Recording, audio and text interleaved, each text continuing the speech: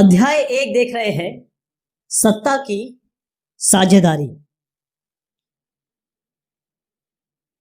सत्ता की साझेदारी यानी डिवीजन ऑफ पावर्स। तो जो हमने पिछले साल देखा या पिछले मर्तबा हमने बात की कि लोकतंत्र क्या है, लोकतंत्र के बारे में बात की, डेमोक्रेसी क्या है, उसमें क्या चीज़ें होती हैं, हमारे फंडामेंटल राइट्स क्या है, लोकतांत्रिक सरकार क्या होती है, ये सारी चीज़ें हमने देखी। लेकिन ज़रूरी ये हो जाता है कि जब सरकार की बात होती है, जब लोगों की बात होती है और ऐसी सरकार या ऐसे देश के बारे में बात होती है जहाँ पर अलग अलग होते हैं लोग, हमने कहा ना पांचों उंगलियां बराबर नहीं होती, हर उंगली बराबर होती है, ऐसा कभी नहीं हो सकता। तो किसी भी देश की बात कर ले, चाहे यूरोपियन कंट्री की बात कर ले, अगर आप इस्लामिक कंट्री सऊदी अरेबिया में भी जाते हैं तो वहां पर भी आपको इस्लाम मानने वाले तो मिलेंगे, साथ में और भी धर्म मानने वाले मिलेंगे। तो कोई भी ऐसा देश नहीं है जहाँ पर विविधता नहीं है। तो जहां विविधता आती है वहां सरकार में साझेदारी जरूरी हो जाती है। तो विधायिका, कार्यपालिका और न्यायपालिका, अगर इनके बीच में बहुत अच्छी तरीके से, बेहतरीन तरीके से अगर शक्तियां डिस्ट्रीब्यूट है, अगर साझेदारी है, लोगों को बराबर चीजें दी गई हैं, तो बहुत महत्वपूर्ण हो जाता है ये लोकतंत्र को अच्छा डिजाइन कहने में। आप कहेंगे लोकतंत्र का बड़ा अच्छा डिजाइन है। हम दो कहानियां लेने वाले हैं, दो क्षेत्र देखने वाले हैं, दो कंट्रीज देखने वाले हैं, बेल्जियम और श्रीलंका, और वहां से जानेंगे कि किस तरीके से विविधता को बहुत अच्छी तरीके से डील किया गया, साझेदारी की गई सत्ता में, और कहां सत्ता में साझेदारी नहीं दी गई तो क्या रिजल्ट हुआ। तो लोकतंत्र में किस तरीके से शक्तियां बांटना, सत्ता को साझा करना जरूरी हो जाता है, और अगर नहीं बांटते हैं तो क्या नुकसान होते हैं, ये समझेंगे हम। पहले श्रीलंका के बारे में समझ लीजिए। श्रीलंका भारत के तमिलनाडु से के बगल में एक द्वीपीय क्षेत्र है, एक द्वीपीय यानी आइलैंड नेशन है। यहां पर हम बात करेंगे बेल्जियम की। बेल्जियम का ऊपर का इलाका जो है वो डच इलाका है, डच बोलने वालों का इलाका है। फ्रेंच वाला नीचे वाला इलाका जो है, यहाँ मोस्टली लोग फ्रेंच बोलते हैं, और ये 1% का इलाका है जहाँ लोग जर्मन बोलते हैं। बीच में राजधानी है ब्रसेल्स। इसको ध्यान रखिएगा, आपको कहानियां समझ में आएंगी। बेल्जियम की बात से शुरू करता हूँ। बेल्जियम यूरोप में एक छोटा सा देश है। हरियाणा हमारा एक राज्य है जिसकी 2 करोड़ आबादी है। बेल्जियम की आबादी केवल 1 करोड़ है, यानी कि हरियाणा से भी आधी। इसकी जो बाउंड्रीज है वो लगती है नीदरलैंड से, फ्रांस से, लग्जमबर्ग से और जर्मनी से। अब इसमें देखिएगा 59% लोग, यहाँ जो पीला इलाका है 59% लोग बोलते हैं डच भाषा। 40% लोग यहाँ पर बोलते हैं, जो दूसरी भाषा यहाँ पर सबसे ज्यादा है वो है फ्रेंच, यह है 40%। ध्यान रखिएगा, इसका मतलब फ्रेंच ज्यादा, मतलब फ्रेंच बोलने वाले कम है, डच बोलने वाला ज्यादा है। डच जिस इलाके में रहते हैं उसको बोलते हैं फ्लेमिश इलाका, और जहां पर फ्रेंच बोलने वाले रहते हैं इनको हम कहते हैं वेलोनिया इलाका। इसको मैं समझाऊं जरा आपको। आप देखिए, ये जो आपको पीला इलाका दिख रहा है ये है फ्लेमिश इलाका, डच भाषी क्षेत्र है। नीचे जो रेड इलाका है वो है फ्रेंच भाषी क्षेत्र, जिसको हम वेलोन बोलते हैं। यहाँ ये जो आपको लाइनें दिख रही है ये है आपका जर्मन भाषा क्षेत्र। यहाँ बीच में आप देखें येलो जो दिख रहा है वो है ब्रसेल्स। ब्रसेल्स बेल्जियम की राजधानी है। अब बात कहाँ आती है, ब्रसेल्स में जरा आ जाएं। जब ब्रसेल्स में हम आएंगे तो यहाँ पर थोड़ा सा अलग हिसाब किताब है। यहाँ पर 80% लोग फ्रेंच बोलते हैं, 20% लोग डच भाषा बोलते हैं। अब आई प्रॉब्लम क्या आई? प्रॉब्लम ये है कि जो फ्रेंच लोग हैं, क्योंकि वो 40% है, कम लोग हैं, और यहाँ ब्रसेल्स में भी आप देखें कि कुछ इस तरीके की विविधता है। तो पहले अगर मैं बताऊं कि अल्पसंख्यक क्योंकि 40% है, वो लोग विकास और शिक्षा में थोड़ा पीछे रहे, उनको विकास और शिक्षा ज्यादा मिली। इसका मतलब जो फ्रेंच है वो ज्यादा अपेक्षाकृत ज्यादा समृद्ध थे, पैसा उनके पास अच्छा था, शक्तिशाली रहे, अच्छे से जी रहे थे। लेकिन डच लोगों के पास थोड़ा देर में विकास और शिक्षा पहुंची। अब ब्रसेल्स में ये जो तनाव है दो समुदायों का, ये वेलोनिया और फ्लेमिश इलाकों का या फिर वहां के लोगों का, इनके बीच में एक बड़ा तनाव था कि भाई डच बोलने वाले ज्यादा तो हैं, देखिए आप 59% है, लेकिन ये गरीब है, मतलब धन से थोड़ा कमजोर है। गरीब तो नहीं कहेंगे, लेकिन धन से कमजोर है। आपने ये भाषा समझ ली, आपने ये क्लियर समझ लिया। अब मैं आपको बताता हूं कि हुआ क्या। हुआ ये कि बेल्जियम ने क्या समझदारी दिखाई। मैं श्रीलंका में बाद में आता हूँ, वहां पर क्या गलतियां हुई वो समझेंगे। पहले बेल्जियम की समझदारी समझिए। बेल्जियम ने बहुत अच्छे से जान लिया, पहचान लिया कि देखिए साहब, हमारे क्षेत्र में, हमारे देश में विविधता है, हमारे यहाँ डच लोग बोलते हैं, हमारे यहाँ लोग बोलते हैं फ्रेंच और जर्मन्स भी हैं। तो उन्होंने क्या किया, बहुत अच्छे से समझ लिया चीज़ों को कि देखिए हमको इन सबको मान्यता देने की, समझना पड़ेगा इन लोगों को कि हमारे पास विविधता है।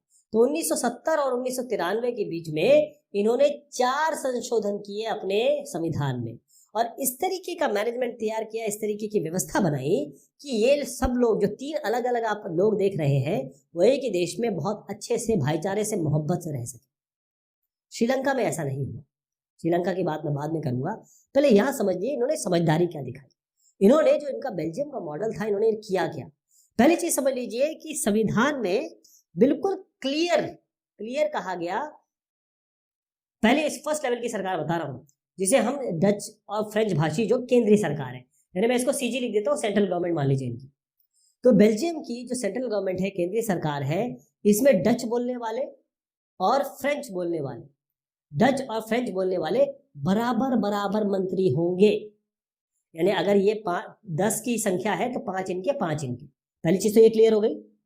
अगर कोई भी कानून बनना है तो दोनों भाषाई, डच भाषाई और फ्रेंच भाषाई की जो संसद है या सांसद है, उनका बहुमत उसके पक्ष में होना चाहिए। इसका मतलब ये नहीं हो सकता कि डच ज्यादा है, 59% है तो ये कानून बना लें, क्योंकि फिर तो फ्रेंच का कभी कानून नहीं बनेगा। तो दोनों समुदाय, दोनों लोग, दोनों भाषी बराबर बराबर है, और जब दोनों का बहुमत होगा तब कोई कानून बनेगा। पहली समझदारी तो उन्होंने ये दिखाई। दूसरे लेवल पे आते हैं, इन्होंने क्या किया कि अब देखिए इस तरीके से कुछ है, ये ऊपर का इलाका डच वालों का है, नीचे वालों का फ्रेंच वाला इलाका है। तो पूरा जो केंद्रीय सरकार है, इसके अलावा 2 और सरकारें चली अंदर की तरफ, यानी केंद्र सरकार के अलावा जो क्षेत्रीय सरकार है, एक जो डच के इलाके की सरकार है, एक जो फ्रेंच के इलाके की सरकार है, उनको पावर दे दिए, यानी कि ये दोनों सरकारें अब ये जो सेंट्रल गवर्नमेंट है, केंद्रीय सरकार के अधीन नहीं है, ये अपने फैसले लेने के लिए बिल्कुल स्वतंत्र है। दूसरी समझदारी इन्होंने ये दिखाई, कोई कॉन्फ्लिक्ट नहीं। जब ये खुद अपना बना सकते हैं, तो कॉन्फ्लिक्ट ही नहीं। अब ब्रसल्स की बात करते हैं, एक छोटा सा इलाका है जो इसकी राजधानी भी है। ब्रसल्स में क्या हुआ कि जो दोनों समुदाय हैं उनका समान प्रतिनिधित्व मिला। कैसे? अब आप बोलेंगे या ब्रसल में तो 80% लोग फ्रेंच है, 20% लोग डच है ब्रसल्स में, फिर कैसे ये फ्रेंच लोग कैसे मान गए कि देखो हम लोग 80% है, फिर भी आप डच लोगों को बराबर दे रहे हैं। तो अब आइए, आप ब्रसल्स की बात कर रहा हूँ, दूसरे लेवल पे तो ये बात हो गई, तीसरे लेवल पे हम आ रहे हैं। अब मैं बात कर रहा हूँ ब्रसल्स की, ब्रसल्स की बात कर रहा हूँ। ब्रसल्स में क्या हुआ, यहाँ पर भी समान प्रतिनिधित्व दिया गया। जो ब्रसल्स की सरकार है यहाँ पर अलग सरकार है, मतलब यहाँ पर अगर 10 लोग होंगे, 10 लोग मंत्री होंगे, तो 5 डच भाषी होंगे, 5 फ्रेंच भाषी होंगे। अब यहाँ पर फ्रेंच लोगों ने क्यों माना, फ्रेंच लोगों ने बड़े आसानी से इलेक्ट कर लिया, और मान लीजिए इन्होंने अपनी चीजें मान ली, वरना ये लड़ाई भी तो कर सकते थे, क्योंकि हम तो 80% है, हमको 8 दिया जाए, आप लोग 2 ले लो, 10 में से 8 हम, 2 आप, क्योंकि हम 80% है। लेकिन फ्रेंच लोगों ने ऐसा नहीं किया। क्यों? क्योंकि अगर ये सेंट्रल गवर्नमेंट में देखें, सीजी जो केंद्रीय सरकार है, उसमें 59%, करीबन 60% होने के बावजूद भी डच आधे हैं, और 40% ये होने के बावजूद भी फ्रेंच कम है, फिर भी ये आधे हैं। तो जब यहाँ पर आधा आधा, तो यहाँ पर भी आधा आधा, ये समझदारी इन्होंने की। इसके अलावा एक और सरकार है, चौथे लेवल की सरकार है, जिसको कहा गया कम्युनिटी गवर्नमेंट, यानी कि सामुदायिक सरकार। सामुदायिक सरकार मतलब अब क्या क्या है यहाँ पर डच बोलने वाले हैं, फ्रेंच बोलने वाले हैं, यहाँ पर बोलने वाले हैं जर्मन। तो ये अपनी अलग अलग सरकार चुनेंगे, जो सरकार सामुदायिक सरकार होगी, कम्युनिटी सरकार होगी। और इसका काम क्या होगा, इनकी जो संस्कृति है, इनकी जो भाषा है, इनकी जो शिक्षा है, उनके लिए फैसले अब ये कम्युनिटी सरकार ले पाएगी। 4 लेवल की सरकार है, 4 सरकारें अलग अलग तरीके से काम कर रही हैं।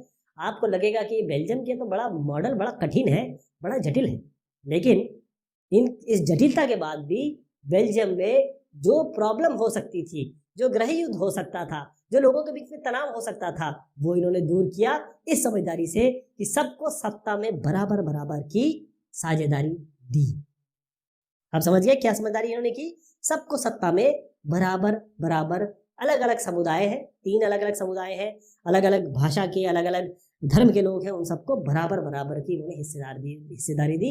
और आज तक, अभी तक ऐसा कोई दिक्कत नहीं आई है बेल्जियम में। इस समझदारी को देखते हुए जब यूरोपियन यूनियन बना, यूरोपियन यूनियन ने कहा देखिए ऐसा है, ये जो ब्रसल्स है बेल्जियम एक बहुत बेहतरीन एग्जाम्पल है, हम ब्रसल्स को अपनी यूरोपियन संघ यानी कि यूरोपियन यूनियन की मुख्यालय हेडक्वार्टर बनाएंगे। आपने देखा कितनी समझदारी की बेल्जियम वालों ने। अब आते हैं श्रीलंका पे। इन साहब लोगों ने क्या क्या किया, ये आप जान के बड़ा आपको वो होगा, दुख होगा कि कैसे कैसे थोड़ी सी लालच, थोड़ी से बहुसंख्यकवाद और सत्ता की साझेदारी ना करने के कारण श्रीलंका में कितना बड़ा नुकसान। श्रीलंका एक द्वीपीय देश है जैसे मैंने आपको बताया। अब यहां पर क्या है, इस श्रीलंका को समझिए जरा। श्रीलंका को जिस तरीके से यहाँ पर जो 74% लोग हैं वो सिंहली बोलते हैं, सिंहली भाषा वाले लोग हैं, और 18% लोग जो है वो तमिल भाषी हैं।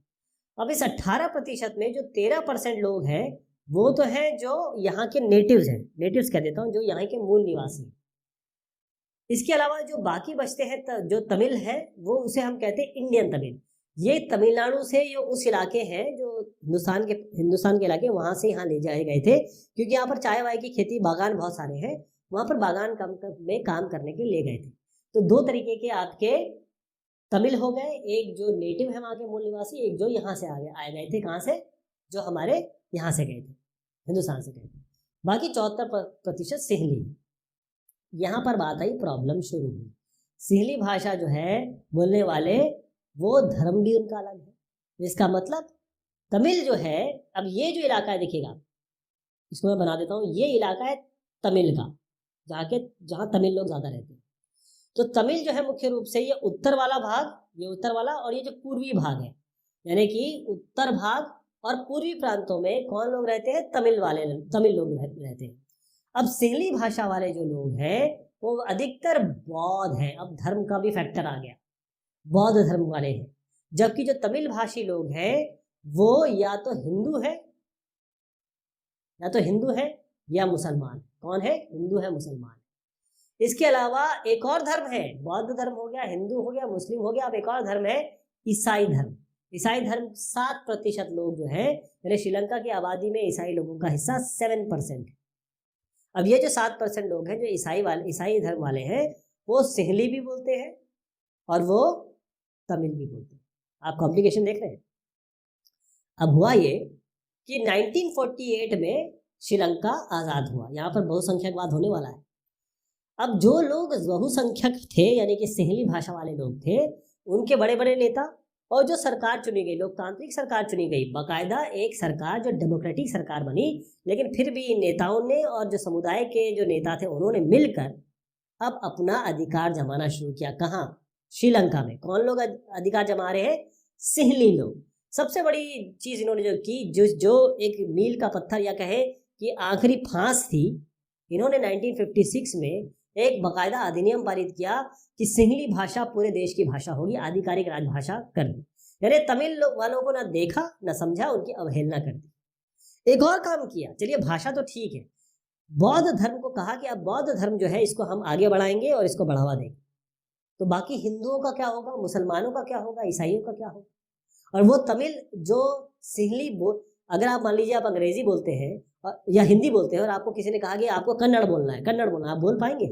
यही विचारों के साथ प्रॉब्लम है। तो ये जैसी प्रॉब्लम आई, धीरे धीरे अलगाव की भावना बढ़ने लगी सिंहली और बाकी लोगों में। नौकरियों में किसको प्राथमिकता दी जाने लगी, विश्वविद्यालयों में किसको प्राथमिकता दी जाने लगी, सरकारी नौकरियों में कौन आने लगा, शासन जो है तमिल और उनकी जो भाषा है, संस्कृति, उनके लिए बिल्कुल आंख मूंद लिया उसने, असंवेदनशील हो गया। उनके हितों की जो भी अनदेखी कर सकता था शासन प्रशासन ने किया। सिंहली और तमिल समुदायों के बीच अब ये सब होने के कारण तनाव बढ़ने लगा। तो आप देखिए, जब किसी को जब बहुत दबा देते हैं ना, तो वो फिर किसी न किसी पॉइंट पे फाइट बैक करता है, पलट के आता है। तमिलों को पलटना पड़ा, वो आए, अपने अधिकारों के लिए उन्होंने पार्टियां और संघर्ष किया। आपने LTTE का नाम सुना हुआ, लिबरेशन टाइगर ऑफ तमिल ईड़म। ईड़म मतलब होता है सरकार। तो LTTE बना यानी कि तमिल ईलम बना, और बहुत सारे लोगों ने, जो तमिल लोग थे, उन्होंने कहा कि देखिए साहब, हम liberation tiger of Tamil Eelam, ये सब जो बना, इन सब अलग अलग जो पार्टियां बनी, संघर्ष वाले अलग अलग संगठन बने, उनका कहना था हमें आप हमारा इलाका दे दीजिए, हमें ऑटोनोमस कर दीजिए, हमें स्वायत्ता दे दीजिए। क्या क्या श्रीलंका ये मानने वाला था? नहीं माना। शुरू हो गई लड़ाई। अब जो घर में लड़ाई होती है ना, जब आप और आपके पड़ोसी के बीच में लड़ाई होती है तो इसे कहते हैं वॉर। लेकिन जब आप और आपके भाई के बीच में लड़ाई होती है, इसको हम कहते हैं सिविल वॉर। यानी यहाँ पर जब सिंहली और ये तमिल के बीच में जब लड़ाई शुरू हो गई, इसको कहते हैं हम गृह युद्ध। ये गृह युद्ध शुरू हो गया, एक घर में लड़ाई शुरू हो गई। तो ये जो गृह युद्ध है ना, आपको याद होगा हमने पहले डिस्कस किया था, हिंदुस्तान से श्रीलंका बहुत आगे था हर मामले में, एजुकेशन के मामले, स्वास्थ्य के मामले में। लेकिन इस सिविल वॉर ने, इस गृह युद्ध ने श्रीलंका की सामाजिक, सांस्कृतिक, आर्थिक यानी इकोनॉमी ठप कर दी, समाज को एकदम बिखराव कर दिया, संस्कृतियां खत्म कर दी। क्यों? ऐसा क्यों हुआ? ऐसा इसलिए हुआ कि श्रीलंका में सत्ता की साझेदारी नहीं हुई। इसका मतलब, अगर मान लीजिए ये जो सिंहली है किसी तरीके से तमिलों को भी अपने साथ लेके आते, इनको सत्ता में भागीदार बनाते, ईसाइयों को बनाते, बौद्ध तो थे ही, बौद्ध धर्म के अलावा बाकी धर्मों को भी इज्जत देते, उनकी उपेक्षा ना करते, यानी सबको अगर सरकार में लेके आते, सबको सत्ता की साझेदारी देते, ये जो बेचारे जो लोग भी कह रहे थे उनकी बात को सुनते समझते, तो कोई दिक्कत नहीं आती। लेकिन दिक्कत बहुत बड़ी हो गई और आज तक आप देखते हैं कि वहाँ ये दिक्कत विद्यमान है। आपने देखा, सत्ता की साझेदारी न करने पर श्रीलंका एक विपरीत उदाहरण दे रहा है। हमें ये दिखाता है कि जो बहुसंख्यक सिंहली समुदाय अगर ये अपना प्रभुत्व जमाना चाहता है और सत्ता को बांटने से, साझा करने से इनकार कर देता है, तो एकता कमजोर होती है, देश कमजोर होता है। हमारे देश की बात करें तो हमारे यहाँ हिंदू ज्यादा है, 80% से ऊपर है। अगर मान लीजिए कहीं हिंदू राष्ट्र बनाने की बात की गई या हिंदू अपना प्रभुत्व जमाने लगे, तो बाकी ईसाइयों का, मुस्लिम्स का, बौद्ध का, पारसियों का, इनका क्या होगा? हमारा देश इसीलिए बहुत बढ़िया चलता है क्योंकि यहाँ सभी धर्मों की, सभी लैंग्वेजेस की इज्जत की जाती है, इनकी रिस्पेक्ट की जाती है। अब सत्ता की साझेदारी जरूरी क्यों है? अभी हमने 2 एग्जाम्पल देख लिए। सत्ता के बंटवारे के पक्ष में हम 2 तर्क देंगे। पहला तर्क ये हो गया, पहला है कि सत्ता का बंटवारा जो है वो ठीक है, इसको हम कहेंगे युक्तिपरक। क्या कहेंगे? युक्तिपरक तर्क। ये युक्तिपरक तर्क क्यों है? क्योंकि जो अलग अलग सामाजिक समूह है, इनके बीच में जो टकराव हो सकता है, लड़ाई हो सकता है, झगड़ा हो सकता है, ये क्योंकि अधिकतर हिंसा होती है, मारकाट होती है, राजनीतिक अस्थिरता हो जाती है देश में, देश से कोई ट्रेड नहीं करना चाहता, देश से कोई लोग बाहर भागने लगते हैं। तो अगर आप राजनीतिक व्यवस्था में सबका बराबरी का अधिकार देंगे या फिर प्रोपोर्शनली, जैसे कोई 80% है, कोई 20% है, तो 8 और 2 का तो आप कम से कम दे सकते हैं। तो अगर बहुसंख्यक किसी तरीके से हावी होना चाहता है और बहुसंख्यक आप चीजें लागू करते हैं, तो वो थोड़े समय के लिए तो लाभकारी लगता है। जैसे हिंदुस्तान में अगर जो हिंदू है वो पूरी तरीके से अपना राज स्थापित करने लगे, तो समय के लिए तो अच्छा लगेगा। अगर किसी और देश में अगर हम जाएं, जैसे श्रीलंका में हुआ, और किसी देश में देख लीजिए जैसे पाकिस्तान में है, अगर पूरी तरीके से इस्लामिक करना चाहें वो, तो फिर हिंदुओं का क्या होगा? वहां की दिक्कत होगी ना। तो समय के लिए, उस समय के लिए अच्छा लग सकता है, बाद में बहुत दिक्कतें होंगी, बहुत परेशानी पैदा होती है। इसको हम इसलिए युक्तिपरक कहते हैं। दूसरा क्या हो सकता है? दूसरा हम क्या तर्क दे सकते हैं? ये है कि साझेदारी, सत्ता की साझेदारी लोकतंत्र की आत्मा है। ये अपने आप समझ लीजिए कि ये लोकतंत्र की आत्मा है। आप जब साझेदारी करेंगे तो जो लोग आएंगे वो अपनी भागीदारी समझेंगे, वो समझेंगे कि हम सत्ता में हम भागीदार हैं, वो शासन व्यवस्था में आएंगे, जुड़ेंगे, अपने आप को शासन का पार्ट लेंगे। और जो लोग इनको इलेक्ट करते हैं, जैसे मान लीजिए कोई शेड्यूल कास्ट है, वो किसी को इलेक्ट करता है SC सीट से, तो शेड्यूल कास्ट जब जाएगा आपके संसद में या विधान सभा में, तो ये इनके लिए फाइट करेगा क्या? नहीं करेगा, बिल्कुल करेगा। तो इसीलिए जो पहला युक्तिपरक हमने देखा, ये नैतिक तर्क है, युक्तिपरक है। दूसरा जो है उसको हम नैतिक कह रहे हैं। पहला युक्तिपरक है, दूसरा नैतिक है। तो युक्तिपरक जो है ये बेसिकली समझदारी का है कि भाई देखिए, परिणाम गंभीर हो सकते हैं। सब जितने भी लोग हैं, जैसे अगर आप हैं, आपके 3 बच्चे हुए, आपने बड़े बच्चे को सब दे दिया, दो बच्चों को कुछ दिया ही नहीं, तो 2 बच्चे आपसे लड़ेंगे ना, बल्कि ये इससे भी लड़ेंगे। तो ये सीधा मतलब जिसे कॉमन सेंस है, युक्तिपरक इसको कहते हैं। समझदारी का तर्क है कि परिणाम गड़बड़ नहीं होने चाहिए, गंभीर ना हो। नैतिक तर्क क्या कहता है आपको? नैतिक तर्क ये कहता है कि सत्ता की बंटवारा होगा तो सब लोग को बराबरी का एहसास होता है। जैसे आपके पास दुकान है, आप दुकान के 3 भाग कर दीजिए, इनको ये, इनको ये, इनको ये दे दीजिए। कम से कम ये तीनों मानेंगे कि हम हमारे पास ये सब पार्ट है, तो तीनों मिल के काम करेंगे, दुकान को एक समझेंगे। मतलब दुकान 3 भाग में नहीं होगी, तीनों जानते हैं कि मेरा अपना अपना पार्ट है, तो लड़ाई झगड़ा कोई भी दिक्कत अपने आप को ये भागीदार समझेंगे। तो सत्ता की जो साझेदारी है इसके कुछ रूप है। रूप क्या होते हैं, किस तरीके से सत्ता बन सकती है, इसकी सत्ता में हम पावर कैसे डिस्ट्रीब्यूट करें। हम इस तरीके से हॉरिजॉन्टल कह सकते हैं, जिसको हम क्षैतिज कहते हैं। वर्टिकल कर सकते हैं, वर्टिकल को हम ऊर्ध्वाधर कहते हैं। इसके अलावा 2 और है। पहले मैं आपको हॉरिजॉन्टल डिस्ट्रीब्यूशन ऑफ पावर बताता हूँ। ये हमारे देश में आप देखिएगा, लेजिस्लेचर है, एग्जीक्यूटिव है, जुडिशरी, यानी विधायिका, कार्यपालिका और न्यायपालिका। इनके बीच में जो पावर है, पावर 1, पावर 2, पावर 3, पावर बांट दिया गया है और सभी एक लेवल पे काम करते हैं। सभी एक लेवल पे काम कर रहे हैं, यानी अपनी अपनी शक्तियों का ये उपयोग कर रहे हैं। साथ में ये एक दूसरे को चेक भी रख रहे हैं, यानी असीमित उपयोग ये नहीं कर सकते, ये इस पे चेक रखता है। अगर लेजिस्लेचर ने कुछ गलत कानून बनाया, जुडिशरी बिल्कुल आ जाएगी यहाँ पर, तो एक दूसरे पे अंकुश रखते हैं। तो ये जो हॉरिजॉन्टल लेवल है, जिसपे एक ही लेवल पे जो अलग अलग संस्थाएं हैं, इंस्टीट्यूशन है, काम करते हैं, इसको हम कहते हैं हॉरिजॉन्टल डिस्ट्रीब्यूशन ऑफ पावर, यानी क्षैतिज व्यवस्था कहते हैं। और इसको दूसरे भाषा में हम कहेंगे नियंत्रण और संतुलन की व्यवस्था, क्योंकि संतुलित भी है, ये एक दूसरे पे नियंत्रण भी रखते हैं। दूसरा भाग आता है ये वाला, जिसको हम कहते हैं वर्टिकल डिस्ट्रीब्यूशन ऑफ पावर। यहाँ पर क्या है, सबसे हमारे देश में देखिए, सबसे पहले सेंट्रल गवर्नमेंट आती है, यूनियन सरकार। हम उनको चुनते हैं, लोकसभा में लोगों को भेजते हैं, वो सेंट्रल गवर्नमेंट बनती है जिसकी मेजॉरिटी होती है। फिर हर एक राज्य, हमारे पास 28 राज्य है, 28 राज्य है, तो हर एक राज्य में अपनी एक सरकार चुनते हैं। फिर आइए नॉर लेवल पे, हमारा जो क्षेत्र है, वार्ड है, वहाँ पर म्यूनसिपैलिटी और पंचायत के लिए हम पंचायत का हेड चुनते हैं, और साथ में अगर आपके नगर निगम में है तो हम वार्ड मेंबर्स चुनते हैं, यानी पार्षद चुनते हैं, कॉर्पोरेटर चुनते हैं। तो इसका मतलब 3 लेवल पे हो गया। और इसकी शक्तियाँ अच्छी खासी हैं, इसकी शक्तियाँ थोड़ी कम होंगी और इसकी शक्तियाँ बहुत लिमिटेड होंगी। तो ये इसे हम कहते हैं वर्टिकल डिस्ट्रीब्यूशन ऑफ पावर। तो सत्ता बंटवारे के जो फॉर्म है, इसमें आपको कुछ और बता दूं, क्योंकि 2 भाग और बाकी हैं, 2 फॉर्म और बाकी हैं, कि अविभाजित राजनीतिक शक्ति की धारणाओं के विरोध में सत्ता के बंटवारे का विचार निकल के आया है कि राजनीतिक शक्तियां जो है वो डिवाइडेड हो और कंबाइंड भी हो। लंबे समय से ये माना जाता था कि एक आदमी के पास, एक या कुछ लोगों के पास, या फिर एक समूह के पास सारे पावर होने चाहिए। लेकिन अब सत्ता का बंटवारे का मतलब ये है कि राजनीति में, राजनीतिक शक्ति में, पावर में, सत्ता में सभी का रोल है, सब लोग इसमें हैं। इसीलिए एक अच्छी लोकतांत्रिक सरकार वो होती है जो जितने भी समूह हैं, हमारे SC है, ST है, हिंदू है, मुस्लिम है, सभी लोग आ सके सरकार में, सभी लोगों का रिप्रेजेंटेशन हो, ये सुनिश्चित करना। जैसे महिलाओं के लिए ये आना, उनका 30% रिजर्वेशन देना, ये सब चीज़ें हमारी एक ऐसी हैं जो बंटवारे का फॉर्म बन सकती है।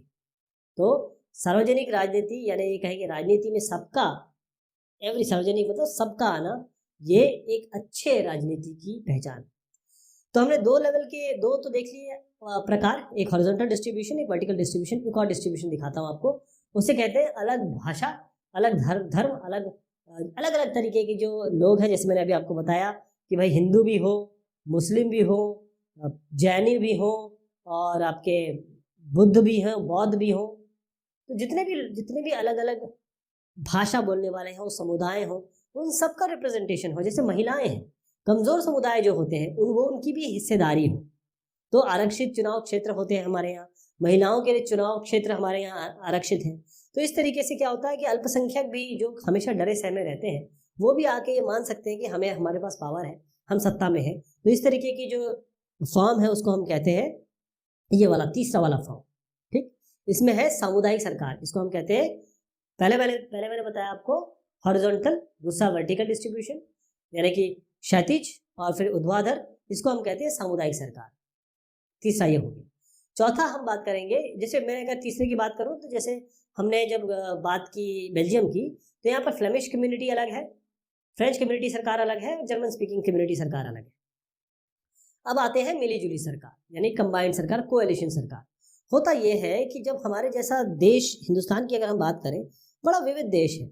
आप देखिएगा कि किसी भी इलाके में चले जाएं, आपको वहाँ विविधता दिखाई देगी, और एक क्षेत्र में भी विविधता दिखाई देगी। जैसे राहुल गांधी जी हैं, ये कांग्रेस के हैं। अब यहाँ पर मुलायम सिंह के बेटे हैं, ये समाजवादी पार्टी के हैं, ये आरजेडी के हैं। तो अलग अलग जो ये मायावती जी हैं, तो ये अलग अलग पार्टियों को, अलग अलग विचारधाराओं को प्रेजेंट करते हैं। लेकिन अगर ये सब मिलके, जैसे अगर सरकार बनी है, सब मिलके काम करते हैं और सब मिलके एक सरकार बनाते हैं जिसमें हर एक समूह का, हर, जैसे ये किसी और को रिप्रेजेंट करते हैं, किसी और को रिप्रेजेंट करते हैं, किसी और को रिप्रेजेंट करते हैं। जैसे मायावती जी जो वल्नरेबल या कहें कि हाशिए में शेड्यूल कास्ट, शेड्यूल ट्राइब, इन सब को के लिए ये आवाज़ उठाती है या इनको रिप्रेजेंट करती है। तो जब सबके सब आ जाएंगे तो आप देखिए, ये समाजवादी को रिप्रेजेंट करते हैं, सब मिलके आ जाएंगे तो जो विचारधाराएं हैं वो मिलेंगी। अलग अलग समूह है उनका रिप्रेजेंटेशन होगा। इसको हम गठबंधन के सरकार कहते हैं। व्यापारी, उद्योगपति, किसान, औद्योगिक मजदूर, सबके सब का हित यहाँ पर होगा और इसे हम कहते हैं ऐसा कोएलिशन सरकार या मिलीजुली सरकार, जैसे मैंने आपको बताया। ये हॉरिजॉन्टल और वर्टिकल के बीच में डिफरेंस है, जो मैंने बताया वो डिफरेंस के हिसाब से यहाँ दिया हुआ है। तो ये बात हुई सत्ता की साझेदारी की। बहुत शुक्रिया, बहुत मेहरबानी आप सभी की।